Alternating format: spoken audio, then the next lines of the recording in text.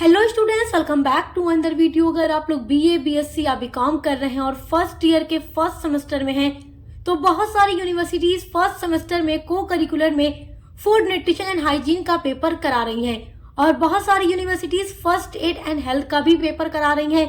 तो अगर आपकी यूनिवर्सिटी में फूड न्यूट्रिशन एंड हाइजीन का पेपर होने वाला है, आप 2026 में परीक्षा देने वाले हैं और आपकी परीक्षाएं लगी हुई हैं, तो आपके लिए आज का वीडियो इम्पोर्टेंट है, क्योंकि बीई, बीएससी और बीकॉम सभी बच्चों का जो को करिकुलर पेपर कराया जाता है वो सेम ही कराया जाता है। तो आज के पेपर के माध्यम से मैं आप लोगों को वो सारा इम्पोर्टेंट एमसीक्यू बताने वाली हूँ जो इस बार आप लोगों की परीक्षा में 100% आने वाला है। देखिए, मैं लगातार आप लोगों के लिए वीडियोस अपलोड करती रहती हूँ। पिछले 4-5 सालों का जो इम्पोर्टेंट एमसीक्यूज होता है वो आपको प्रोवाइड कराती रहती हूँ ताकि आप लोग अच्छी तैयारी कर सकें।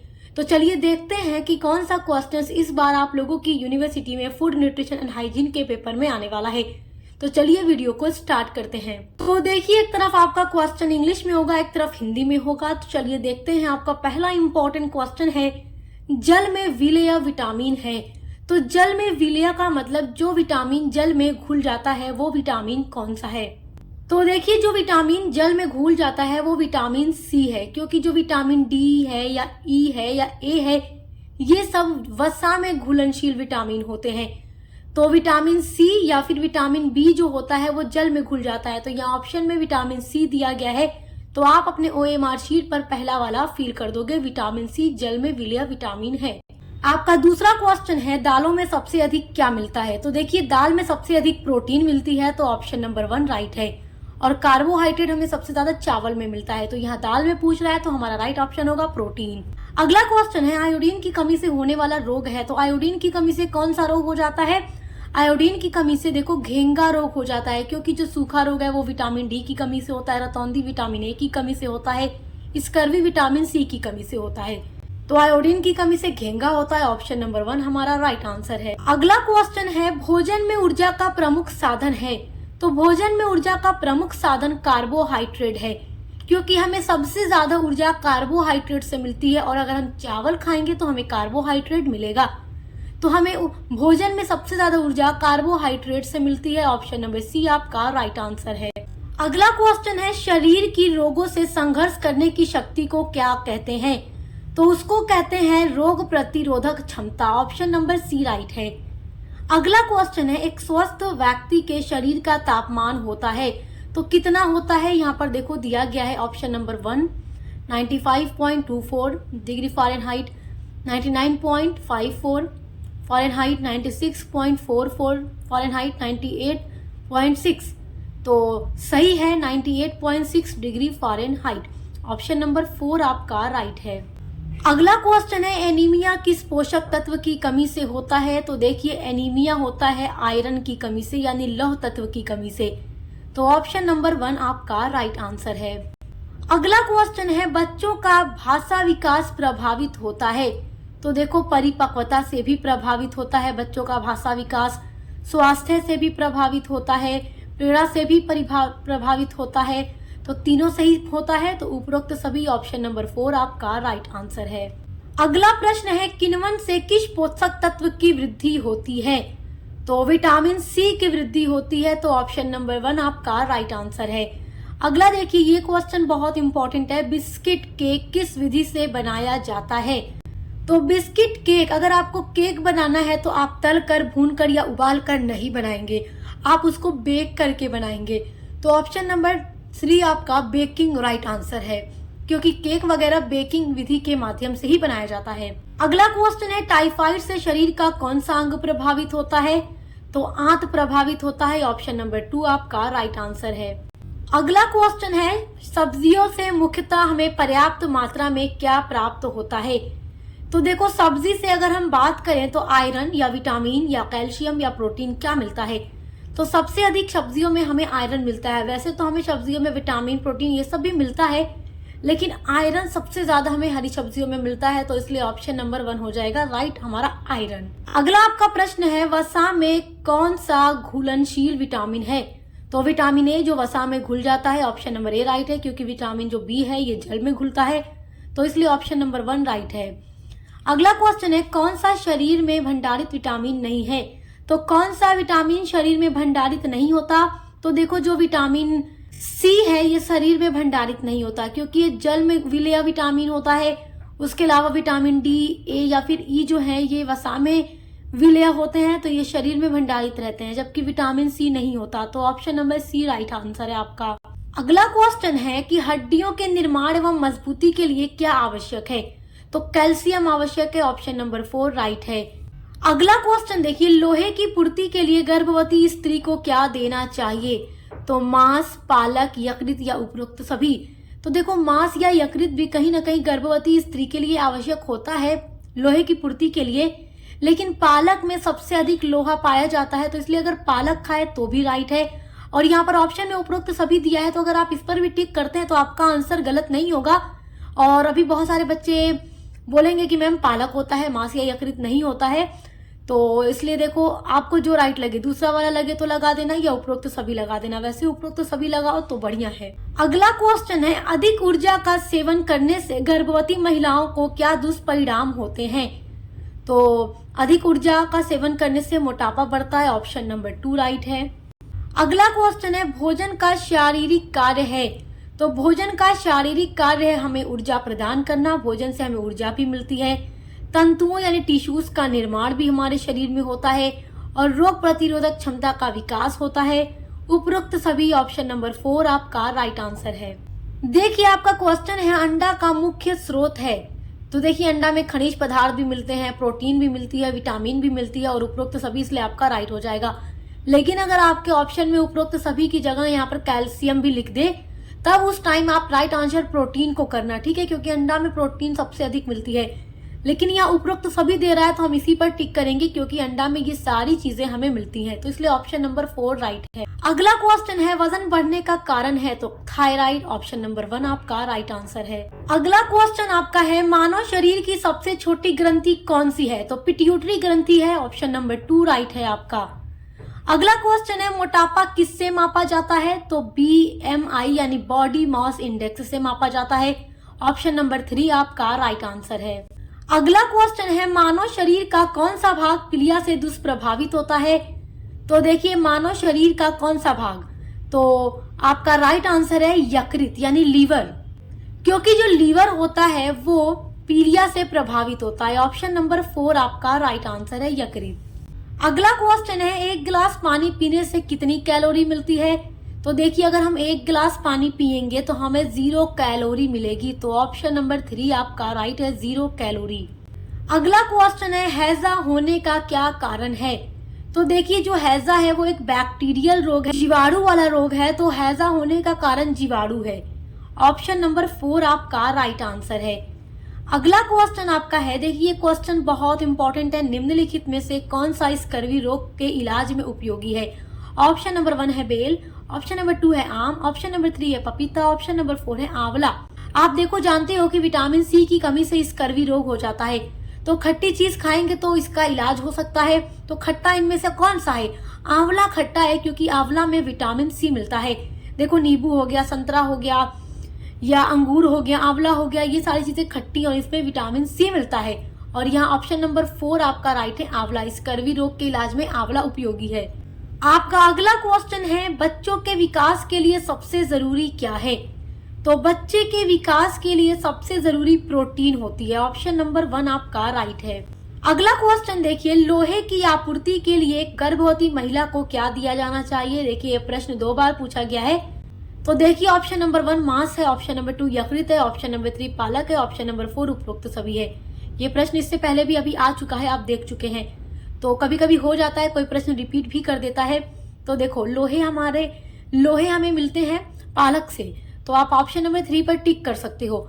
वैसे तो यहाँ ऑप्शन नंबर 4 पर उपरोक्त सभी दे रहा है, तो आप अगर चाहो तो इसको भी फिल कर सकते हो OMR शीट पर, क्योंकि देखो अब यूनिवर्सिटी ने एक पेपर बनाया है, तो अब इसमें हो सकता है उसने उपरोक्त सभी को ही राइट रखा हो, क्योंकि मांस यकृत में भी लोहा मिलता है। तो एक गर्भवती महिला अगर इसका भी सेवन करे लोहे के लिए तो ये भी फायदेमंद होगा। और अगर मांस यकृत नहीं खा सकती, मतलब नहीं पसंद है अगर महिला को, तो वो पालक भी खा सकती है। तो मतलब ये तीनों चीजें ही लोहे की पूर्ति करती हैं। तो उपरोक्त सभी आप राइट रख लेना, ऑप्शन नंबर 4 आप यही सही करो। आपका अगला क्वेश्चन है, गर्भावस्था की अवधि होती है, तो देखो एक महिला 9 महीना तक प्रेग्नेंट रहती है, यानी कि 280 दिनों तक। तो ऑप्शन नंबर 1 आपका राइट आंसर है। अगला क्वेश्चन है, गर्भावस्था से कुपोषण के फलस्वरूप होता है। तो अगर गर्भावस्था के दौरान कुपोषण हो जाए तो उससे कम भार वाले बच्चे पैदा होते हैं। ऑप्शन नंबर 2 आपका राइट आंसर है। ये सारे क्वेश्चन हर यूनिवर्सिटी के एग्जाम के लिए वेरी वेरी इंपॉर्टेंट हैं। तो चलिए अगला क्वेश्चन देखिए। आपका अगला इंपॉर्टेंट क्वेश्चन है, धात्रीवस्था में कैल्शियम की कुल आवश्यकता है। धात्रीवस्था का मतलब होता है स्तनपान के दौरान, जब एक महिला अपने बच्चे को दूध पिलाती है उस दौरान उस महिला को कितने कैल्शियम की आवश्यकता होती है। तो देखो ये एज पर निर्भर करता है। जैसे अगर 19-20 साल से ऊपर की एज की जितनी भी महिलाएं हैं लगभग उन्हें 1000 mg कैल्शियम की आवश्यकता होती है, और उससे कुछ कम की यानी 19 साल की मतलब युवा महिला अगर माता है तो उसे 1300 mg की भी आवश्यकता हो सकती है। तो यहाँ पर आप 1000 mg फील कर सकते हो, क्योंकि यहाँ पर ऑप्शन में आपका 1000 ही दिया गया है, क्योंकि 400-600 नहीं हो सकता। तो आप ऑप्शन नंबर 3 ही टिक कर देना, ये राइट आपका है। अगला क्वेश्चन है, चाय में क्या पाया जाता है। तो चाय में कैफीन, टैनिक एसिड, थियोफाइलिन सभी पाया जाता है। तो उपरोक्त सभी ऑप्शन नंबर 4 आपका राइट आंसर है। आपका अगला क्वेश्चन है, देखिए डिफ्थीरिया किस प्रकार का रोग है। तो ये बैक्टीरिया जेनरेटेड यानी जीवाणु जनित रोग है। ऑप्शन नंबर 1 आपका राइट आंसर है। अगला है, जल शरीर के तापमान को क्या करता है, गर्म करता है, नष्ट करता है, बढ़ाता है या नियमित करता है। तो जल हमारे शरीर के तापमान को नियमित या नियंत्रित करता है। तो ऑप्शन नंबर 4 हमारा राइट आंसर है। अगर नियमित की जगह नियंत्रित आपके पेपर में दे दे तो कंफ्यूज मत होइएगा, ठीक है। नियंत्रित करता है या नियमित करता है। आपका अगला इंपॉर्टेंट क्वेश्चन है, शरीर के लिए आवश्यक पोषक तत्वों की संख्या कितनी है। तो देखो ऑप्शन नंबर 1 3 है, फिर 4 है, 6 है या 12 है। तो मानव शरीर के लिए पोषक तत्वों की जो संख्या है वो 6 है। प्रोटीन, कार्बोहाइड्रेट, वसा, विटामिन, खनिज लवण और पानी, 6 पोषक तत्व ये हैं जो हमारे शरीर के लिए आवश्यक हैं। अगला इम्पोर्टेंट क्वेश्चन है, हमारे शरीर को भोजन की आवश्यकता किस लिए है। तो शरीर का निर्माण करने के लिए भी हमें भोजन की आवश्यकता है। हमारे शरीर को ऊर्जा देने के लिए भी हमें भोजन की आवश्यकता है। हमारे शरीर को भोजन सुरक्षित भी रखता है, तो शरीर को सुरक्षा प्रदान करने के लिए भी भोजन की आवश्यकता है। तो ये तीनों ही सही आपका है, तो इसलिए उपरोक्त सभी ऑप्शन नंबर 4 आपका राइट आंसर है। आपका अगला इम्पोर्टेंट क्वेश्चन है, परिवार के सदस्यों के स्वास्थ्य के लिए क्या आवश्यक है। ऑप्शन नंबर 1 है उचित पोषण, ऑप्शन नंबर 2 है पौष्टिक तत्व, ऑप्शन नंबर 3 है स्वादिष्ट भोजन, ऑप्शन नंबर 4 है उचित देखभाल। तो देखिए उचित पोषण हमारा राइट हो सकता है, क्योंकि प्रॉपर न्यूट्रिशन अगर हमारे परिवार के सदस्यों को मिले, जो घर की गृहिणी है उसे जो खाना बनाना है वो उनमें उन सभी पोषक तत्वों को अच्छे से शामिल करे जो उसके परिवार के लोगों के लिए आवश्यक है। क्योंकि देखो पौष्टिक तत्व, खनिज, स्वादिष्ट भोजन, अगर हम केवल स्वादिष्ट ही भोजन खाते जाएं, भले ही उससे हमें संतुलित आहार ना मिले, सभी पोषक तत्व हमें सही मात्रा में ना मिले, तो इस तरीके से अगर हम देखें तो प्रॉपर न्यूट्रिशन हमारे लिए राइट होगा। तो अगर हम देखें चारों ऑप्शन में से तो प्रॉपर न्यूट्रिशन सही है, ठीक है। तो उचित पोषण परिवार के सदस्यों के स्वास्थ्य के लिए आवश्यक है, ऑप्शन नंबर 1 राइट है। आपका अगला क्वेश्चन है, देखिए क्वाशियोरकर रोग किसकी कमी से होता है। तो ये प्रोटीन की कमी से होता है, ऑप्शन नंबर 1 आपका राइट आंसर है। आपका अगला वेरी इंपॉर्टेंट क्वेश्चन है, अधिगम और भाषा दोनों का संबंध होता है। ऑप्शन नंबर 1 है बुद्धि से, ऑप्शन नंबर 2 है मन से, ऑप्शन नंबर 3 है तन से, ऑप्शन नंबर 4 है उपरोक्त में से कोई नहीं। तो अधिगम का मतलब है लर्निंग, भाषा का मतलब लैंग्वेज, तो इन दोनों का संबंध ही बुद्धि से होता है। तो ऑप्शन नंबर 1 आपका राइट आंसर है। आपका अगला इम्पोर्टेंट क्वेश्चन है, संज्ञानात्मक प्रक्रियाओं में ज्ञान का स्वरूप होता है। तो परिवर्तनशील होता है, ऑप्शन नंबर 2 आपका राइट आंसर है। आपका अगला क्वेश्चन है, बालक के सामाजिक विकास में महत्वपूर्ण भूमिका किसकी होती है। तो देखिए ऑप्शन नंबर 1 परिवार है, तो परिवार की भी भूमिका होती है, समाज की भी होती है, विद्यालय की भी होती है, क्योंकि बालक का जो सामाजिक विकास होता है उसमें उसका परिवार, उसके माता पिता, परिवार के सदस्य, समाज या फिर विद्यालय, क्योंकि जब वो स्कूल में जाता है तो वहां से भी बच्चे का सामाजिक विकास होता है। तो तीनों ही भूमिका निभाते हैं, बहुत ही महत्वपूर्ण भूमिका निभाते हैं। तो ऑप्शन नंबर 4 उपरोक्त सभी हमारा राइट आंसर है। आपका अगला क्वेश्चन है, क्रियात्मक विकास का अर्थ है। तो क्रियात्मक विकास का अर्थ है मांसपेशियों का एकीकरण करना, मांसपेशियां उचित संयोजन या मांसपेशीय नियंत्रण। तो ये तीनों ही सही है, तो ऑप्शन नंबर 4 उपरोक्त सभी पर हम एग्जाम में फील कर देंगे। आपका अगला इम्पोर्टेंट क्वेश्चन है 2 वर्ष के अंत तक बच्चों के कितने दांत निकल आते हैं? तो लगभग 12 निकल आते हैं, तो ऑप्शन नंबर 1 राइट है। अगला इम्पोर्टेंट क्वेश्चन है शैशवावस्था में रक्तचाप होता है? तो देखो इन्फेंसी यानी जब बच्चा छोटा होता है, शैशवावस्था, तो उसमें बच्चे का रक्तचाप कितना होता है? तो कम होता है। ऑप्शन नंबर 1 राइट है हमारा। देखिए आपका अगला क्वेश्चन है धात्री अवस्था में प्रतिदिन विटामिन ए की आवश्यकता होती है? ऑप्शन नंबर 1 दिया गया है 950, ऑप्शन नंबर 2 दिया गया है 450 mg, ऑप्शन नंबर 3 दिया गया है 300 mg, ऑप्शन नंबर 4 है 200 mg। अगर हम देखें तो एक धात्री अवस्था में, धात्री अवस्था का मतलब लैक्टेशन यानी कि स्तनपान के दौरान जब एक महिला अपने बच्चे को दूध पिलाती है, उस दौरान डेली यानी प्रतिदिन उस महिला को कितने विटामिन ए की आवश्यकता होती है? तो लगभग ये 1300 विटामिन की आवश्यकता होती है। मतलब कि हर दिन डेली एक महिला को 1300 mg विटामिन ए की आवश्यकता होती है। लेकिन ऑप्शन में दिया नहीं गया है, तो हम ऑप्शन नंबर 1 पर ही टिक कर देंगे, क्योंकि सबसे ज्यादा तो यही है। 1300 के करीब तो नहीं है, कम ही है, लेकिन ये सब तो बाकी बहुत कम हो जाएंगे, तो हम इसी पर फील कर देंगे ऑप्शन नंबर 1। हाँ, अगर आपके ऑप्शन में 1300 दिया जाए एग्जाम में, तो आप 1300 पर ही टिक कीजिएगा, क्योंकि वही राइट है 1300 mg। आपका अगला क्वेश्चन है मानव प्रजनन कोशों में क्रोमोसोम के जोड़े होते हैं? तो 23 जोड़े होते हैं, ऑप्शन नंबर 4 आपका राइट आंसर है। आपका अगला क्वेश्चन है जल के माध्यम से पकाया गया भोजन कैसा होता है? तो सुपाच्य होता है, आसानी से पच जाता है, ऑप्शन नंबर 2 आपका राइट आंसर है। आपका अगला क्वेश्चन है सब्जियों को कब धोना चाहिए? तो देखो सब्जियों को छील कर उसके बाद धुलना चाहिए, ऑप्शन नंबर 2 राइट है, छीलने के बाद। आपका अगला इम्पोर्टेंट क्वेश्चन है दूध बैक्टीरिया रहित हो जाता है? तो दूध को अगर हम उबालते हैं तो दूध बैक्टीरिया रहित हो जाता है, ऑप्शन नंबर 3 राइट आंसर है। आपका अगला क्वेश्चन है वसा का स्रोत है? तो देखो दूध, तेल, घी सभी से हमें वसा मिलेगी, तो ऑप्शन नंबर 4 राइट है, उपरोक्त सभी। आपका अगला इम्पोर्टेंट क्वेश्चन है हमारे शरीर में कुल कितना तरल जल पदार्थ के रूप में कोशिकाओं में रहता है? तो लगभग 70%, ऑप्शन नंबर 2 आपका राइट आंसर है। आपका नेक्स्ट वेरी इंपॉर्टेंट क्वेश्चन है सामान्य रूप से प्रौढ़ व्यक्ति को रोजाना कितने गिलास पानी पीना चाहिए? तो लगभग 6 से 8 गिलास तो पी ही लेना चाहिए, क्योंकि जितना पानी हम पियेंगे तो हमारे लिए अच्छा ही है। तो 6 से 8 गिलास पानी सामान्य रूप से प्रौढ़ व्यक्ति को रोजाना पीना चाहिए, 6 से 8 गिलास। ऑप्शन नंबर 2 आपका राइट है। ये सारे क्वेश्चंस हर यूनिवर्सिटी के एग्जाम के लिए इम्पोर्टेंट है। आपका अगला वेरी इंपॉर्टेंट क्वेश्चन है कैल्शियम का प्रमुख स्रोत है दूध। दूध में हमें कैल्शियम भरपूर मात्रा में मिलता है मेरे स्टूडेंट्स, तो आप लोग दूध रोज पिया करें, क्योंकि इससे हमारी हड्डी और दांत दोनों ही स्वस्थ रहेंगे, मजबूत रहेंगे, अच्छे रहेंगे। तो आप लोग दूध पिया करें, अंडा खाया करें। अंडे से हमें प्रोटीन मिलती है, दूध से हमें कैल्शियम मिलता है। चलिए अगला क्वेश्चन देखिए। आयरन प्रचुर मात्रा में मिलता है? तो आयरन प्रचुर मात्रा में मिलता है हमें, किस में मिलता है? यकृत में मिलता है, क्योंकि नींबू, आंवला या संतरा में तो हमें विटामिन सी मिलता है, ये सब खट्टा होता है। तो यकृत यानी लीवर, इसमें हमें आयरन मिलता है, ऑप्शन नंबर 4 आपका राइट आंसर है। आपका अगला इंपॉर्टेंट क्वेश्चन है एनीमिया कितने प्रकार का होता है? तो ये 2 प्रकार का।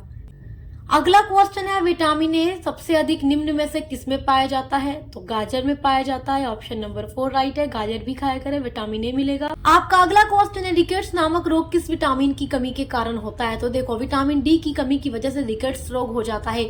बाकी विटामिन ए की कमी से रतौंधी रोग होता है, विटामिन सी की कमी से स्कर्वी होता है, विटामिन बी की कमी से बेरी होता है, विटामिन डी की कमी से रिकेट्स होता है। तो यहाँ रिकेट्स के लिए पूछ रहा है, तो विटामिन डी राइट है, ऑप्शन नंबर 4।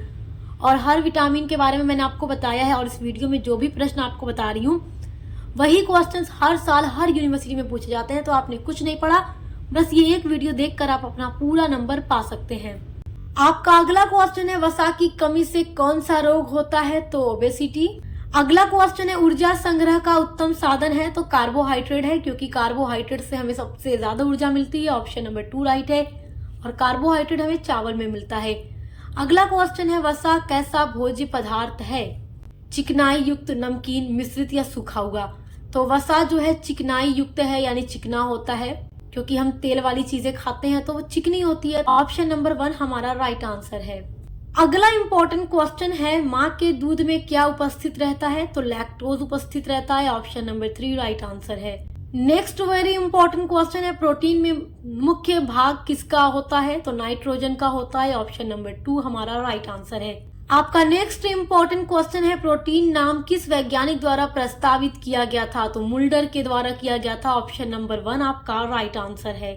आपका अगला इंपॉर्टेंट क्वेश्चन है, आहार आयोजन को प्रभावित करने वाला प्रमुख तत्व है? तो आयु, क्योंकि हर एज में आहार जो होता है वो अलग अलग होता है। जो डाइट प्लानिंग होती है बच्चों के लिए अलग, युवावस्था में अलग, वयस्क में आपको अलग मिलेगा, वृद्धावस्था में अलग मिलेगा। तो हर एज में अलग अलग आहार होता है। तो ऑप्शन नंबर 1 राइट है, आयु। आपका अगला इंपॉर्टेंट क्वेश्चन है, हाइपरटेंशन को कहा जाता है? तो उच्च रक्तचाप कहा जाता है। ऑप्शन नंबर 4 हमारा राइट आंसर है। अगला इंपॉर्टेंट क्वेश्चन है, मानव शरीर की सबसे बड़ी ग्रंथि है? तो मानव शरीर की सबसे बड़ी ग्रंथि यकृत है। ऑप्शन नंबर 2 हमारा राइट आंसर है। आपका अगला क्वेश्चन है, वसा के कार्य हैं? तो देखो, ऑप्शन नंबर 1 है शरीर के कोमल अंगों की रक्षा करना, ये भी वसा का कार्य है। ऑप्शन नंबर 2 है शरीर को ऊर्जा देना, तो शरीर को ऊर्जा वसा भी देती है। देखो, आप जानते हैं कि कार्बोहाइड्रेट से शरीर को ऊर्जा मिलती है, लेकिन वसा से भी ऊर्जा मिलती है, ये बात याद रखिएगा। तीसरा है पचने में अधिक समय लेना, क्योंकि जब हम वसा वाली, तेल वाली ज्यादा चीजें खाते हैं तो वो पचने में टाइम लेती है। तो वसा के कार्य ये तीनों ही हैं। ऑप्शन नंबर 4 उपरोक्त सभी राइट आंसर है।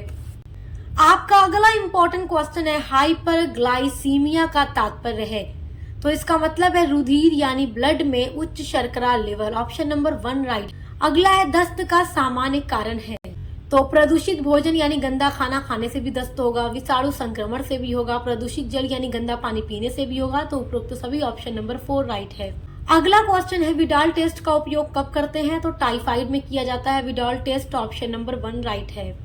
आपका अगला इंपॉर्टेंट क्वेश्चन है, मनुष्य के शरीर में शर्करा लेवल है? तो 80 से 120। ऑप्शन नंबर 3 आपका राइट है। आपका अगला इंपॉर्टेंट क्वेश्चन है, फल शर्करा है? तो फ्रक्टोज। ऑप्शन नंबर 1 राइट है। अगला क्वेश्चन है, दूध में क्या नहीं पाया जाता? तो दूध में विटामिन सी नहीं पाया जाता। ऑप्शन नंबर 2 आपका राइट आंसर है। आपका अगला इंपॉर्टेंट क्वेश्चन है, बीसीजी का टीका किस रोग की रोकथाम के लिए लगाया जाता है? तो तपेदिक के लिए। ऑप्शन नंबर 2 आपका राइट है। अगला इंपॉर्टेंट क्वेश्चन है, एड्स का लक्षण है? तो एड्स के लक्षण में भार में कमी भी होगी, उसके अलावा अतिसार की शिकायत भी होगी, लंबी अवधि तक लंबा जवर यानी बुखार भी रहेगा। तो उपरोक्त सभी ऑप्शन नंबर 4 आपका राइट आंसर है। सो माय डियर स्टूडेंट्स, आज की वीडियो में मैंने आपको 75 MCQs बताए हैं आपके फूड न्यूट्रिशन एंड हाइजीन के लिए। आप इन सारे क्वेश्चंस को तैयार कर लीजिएगा, बिकॉज 100% क्वेश्चंस आपके एग्जाम में यहीं से आने वाले हैं। तो अच्छे से पढ़ाई करते रहिए। Best of luck. अब मिलते हैं अगली वीडियो के साथ।